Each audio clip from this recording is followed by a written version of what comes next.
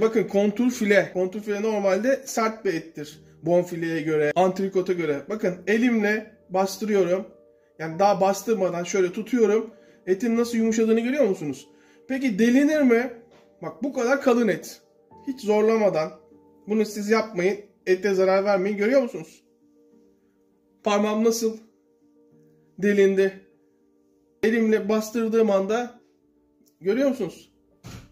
1 kilo kontrfile. Ağızda dağılan et terbiyesi yapacağız. İlk başta kasaba gidiyorsunuz. Ama kasaba gitmeden önce bu eti alabilmek için kredi çektim. Kredi alabilmek için Barbaros'u kefil yaptım. Burası Türkiye. 1 kilo et almak öyle kolay değil. Antrikot ile sokum arası bulunan bonfilelik etin çıkarıldığı bölümün üstünü kaplayan 1. kalite et. Kontrfile. Etin kalitesini görüyor musunuz? Bir parmak kalınlığında.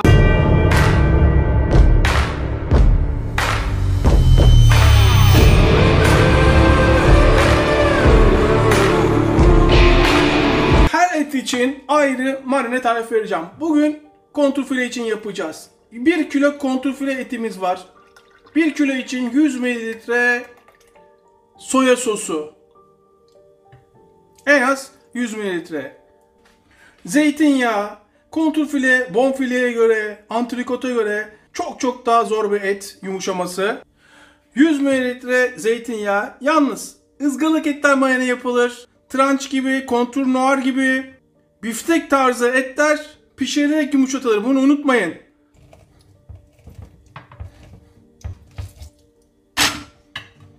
Hemen diğer yarım.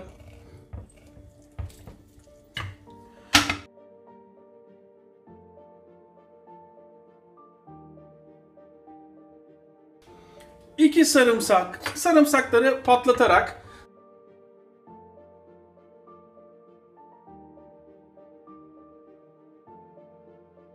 hemen karabiber. Karabiber tane karabiber olursa çok daha lezzetli olur. Şöyle 5-6 tane karabiber. Fesleğen. Şöyle 5-6 yaprak fesleğen. Taze fesleğen. Hemen ince ister eliyle de koparabilir. Daha sonra şöyle dağıtın. 2 yemek kaşığı 2 yemek kaşığı krema.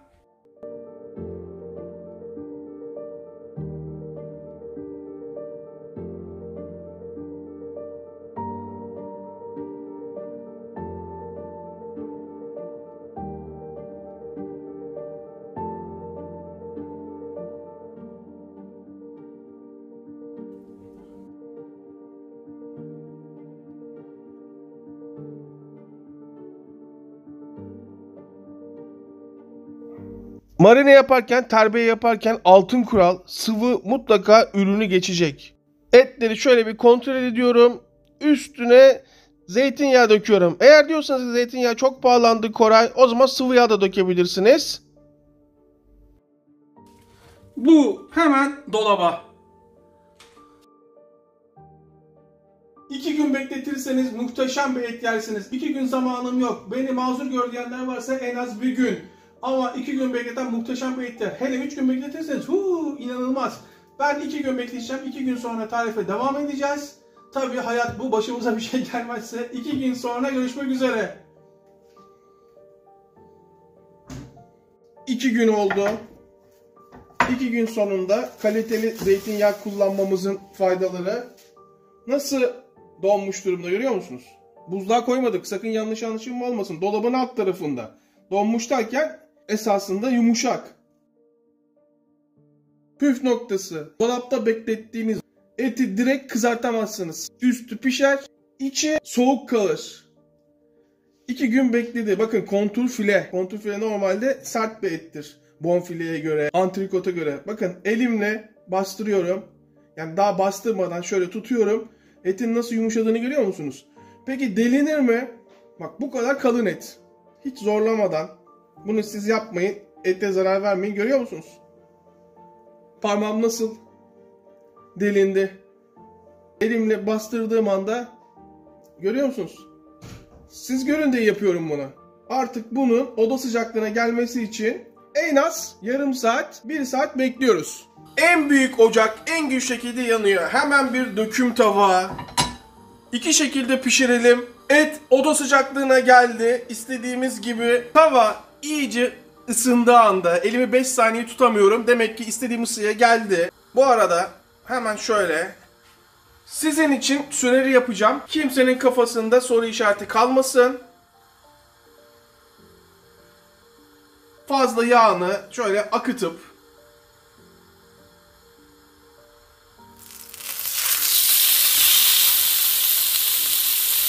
fazla yağını akıt ve ikincisi hemen süreyi başlatalım. Elinize dikkat edin.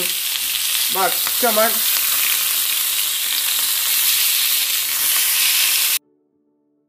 bir dakika 15 saniye sonra hemen çeviriyorum. Nasıl? Mühürleme. Görüntü nasıl? 1.45'te tekrar çeviriyorum.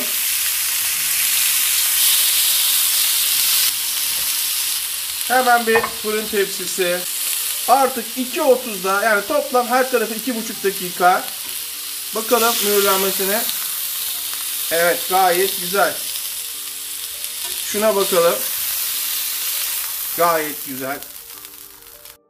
Hemen fırına. İlk yöntem.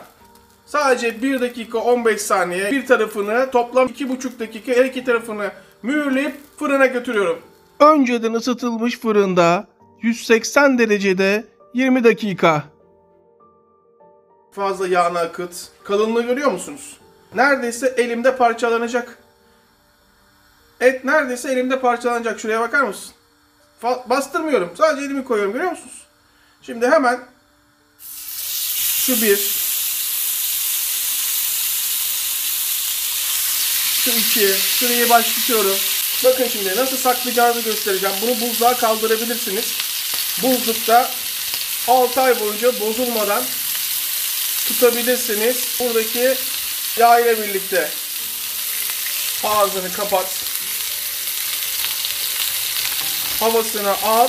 Aynen bu şekil. Buzluk bölümünde 6 ay boyunca bozulmadan bekletebilirsiniz. Altı için ne zaman isterseniz, misafiriniz geldi, et yemek istediğiniz dokum gibi. Çünkü bunu artık marine yaptık. Marineden sonra buzluğa kaldırıyoruz. Bunu çıkartıyorsunuz. Oda sıcaklığında açılmasını bekliyorsunuz. Ondan sonra aynen böyle kızartıp altı içinde lokum gibi et yiyorsunuz. Şimdi 2 dakika doldu bakın görüyor musunuz? Gayet güzel iz verdik. Hemen şık gözükmesi için şuna da bakalım. Gayet güzel. Her iki tarafını 4'er dakika pişireceğiz. Yani parmağınızı, elinizi böyle yaptığınız zaman, orta parmağınızla baş parmağınızı birleştirdiğiniz zaman bu sertlikte olmalı et dokunduğunuz zaman. Tam 4. dakikada evet çevir. Böyle bastırabilirsiniz ama sivri olmayan bir şeyle. 6. dakikada artık iz vermek için çevirebiliriz. Şöyle bir bakalım. Evet gayet iyi. Şöyle bir bakalım. Gayet iyi. Hemen 8. dakikada durduruyorum ve etlerimi artık böyle alıyorum. Eti mutlaka bekletmeliyiz. 3-4 dakika. Hem et soğumamalı, sıcak kalmalı hem de içine suyu dağılmalı. Koray hiç tuzlamadın. Artık en son tuzunu atıyorum. Beklerken içine çeksin. Fırından yeni çıktı. Nasıl sıcak. Hemen şunu da tuzlayalım. Fırından çıkar çıkmaz sıcak sıcak.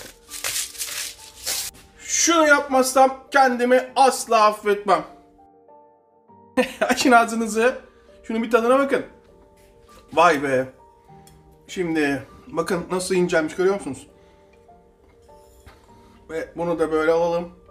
Yüzme bilmeyen sakın bu tarifi yapmasın.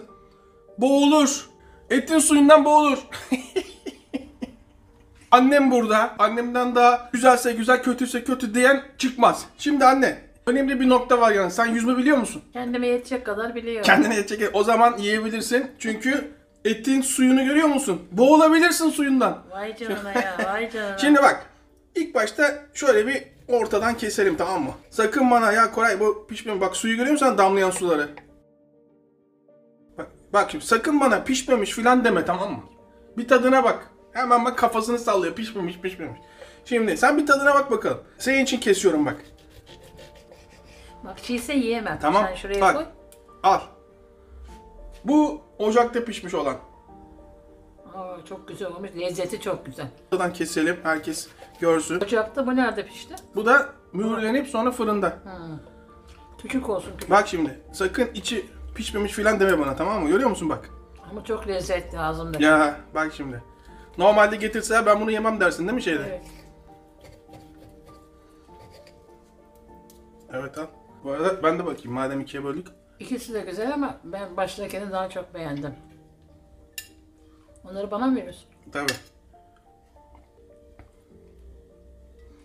Tamam yeter yiyemem yeter. Yersin yersin. Orada püre var, salata var. Buyur. Çok Afiyet güzel. olsun. Seni mehter maaşıyla gönderiyorum. Ay çok teşekkür ederim. Buyurun. Diyelim ki bu size az pişti değil mi mesela? Siz ne diyorsunuz ya kurabiye az pişti. O zaman bunu böyle keseceksiniz.